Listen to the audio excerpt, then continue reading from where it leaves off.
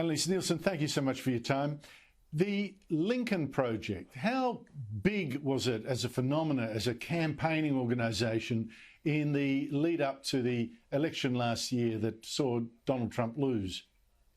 Well, it certainly wasn't the only anti-Trump Republican group that formed after his election in the lead up to the 2020 election, but this was really one of the most powerful. It had a real group of power players, long-term Republican strategists, but it was the money that really poured into this organisation that made it so influential. Up to $90 million went into this PAC, and one of the benefits of a super PAC for those who organise it is the fact that they can really distribute that money without too much scrutiny or requirement to report it.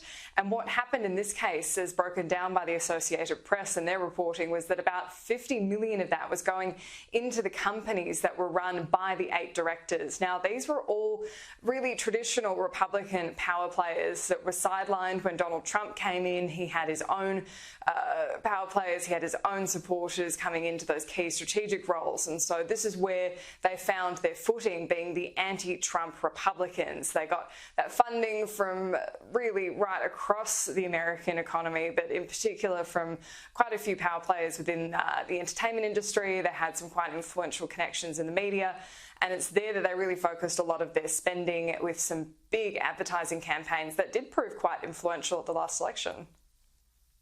Yes, and among the people that were in that organisation was, of course, the husband of one of President Trump's spokesperson, Kellyanne Conway. I mean, this really, these guys seem to walk into studios and get free airtime. When do you think it should have or could have first dawned on the leadership there that there was something wrong with the leader of the and co-founder of this organisation, John Weaver? Well, it's always an easier thing to look at in hindsight. This John Weaver did have a long history of rumours around the idea that he was homosexual, even though he was ostensibly happily married to a woman.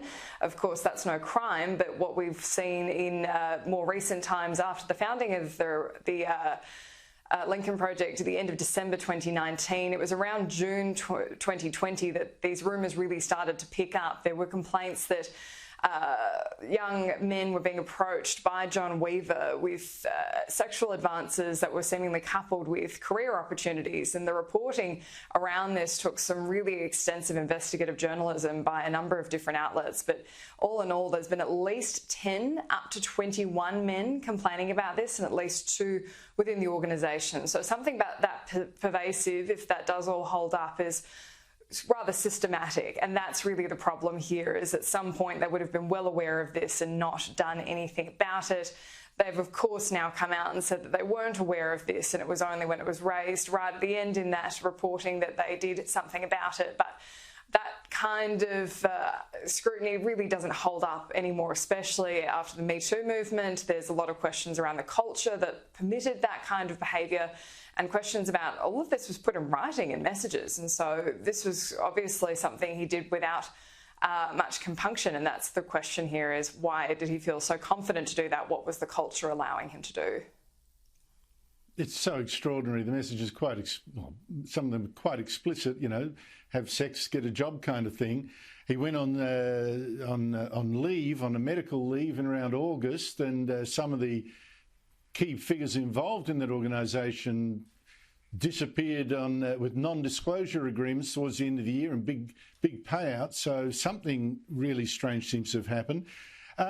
Tell me about the media's response. I mean, until recently, we were seeing people from this Lincoln Project, even after this story broke, go on organisations like CNN, interview with Anderson Cooper, etc., not get asked about this scandal.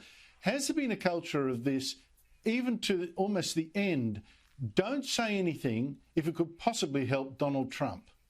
I think there is a certain element to that. There's an element right now in the media, I've noticed in the US, where they don't really seem to have figured out how to hit the reset button, that things have changed and they shouldn't be operating on the same way that they did while Donald Trump was in power, and it's going to take a while to reset. As for the treatment of this, I think it in a way reveals kind of the double standards, that it's I think would have been treated differently if this was a male approaching females. And I don't know if that's a bit controversial to say, but I think that's also put people in a bit of a freeze where they're not responding perhaps as they should. And what we're also seeing is just this idea that they have been the media darlings on this for so long. They have been the go-to people for saying, look, you can be a Republican and dislike Donald Trump. And they've really leveraged a lot of support in that way. And so that's going to be another aspect of the pressure. Most of the directors have had to step down now, and the pressure is coming on to those non-disclosure agreements that you mentioned. Now those who've signed it are asking for the Lincoln Project to release them from that because they want to be able to tell their story. They want to be able to say what happened, especially with this many people complaining. It does seem like they're going to have increasing pressure to have to bow to that. Yeah, well, and one of the embarrassments, of course, for the media that treated them as the gurus was that their pitch was we're the moral alternative. We're morally disgusted with Donald Trump and the Republicans, so, vote Joe Biden instead. And it's on that very point.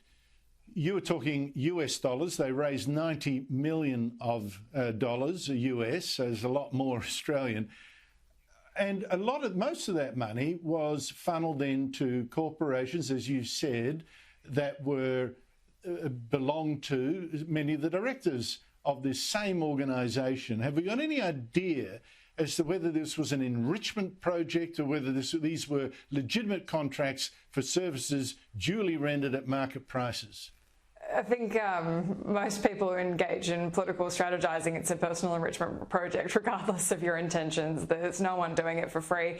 I think what we'd see is greater scrutiny of that, but these super PACs, there's really not much accountability within them. So the likelihood for repercussions here is pretty low. The more likely outcome is that they're going to disperse and rename and just kind of come up in a new way. There's a bunch of super PACs that are supporting the traditional Republican movement. And so I think this is just pervasive problem in politics, especially in the US, where it is just so large. There is so much money.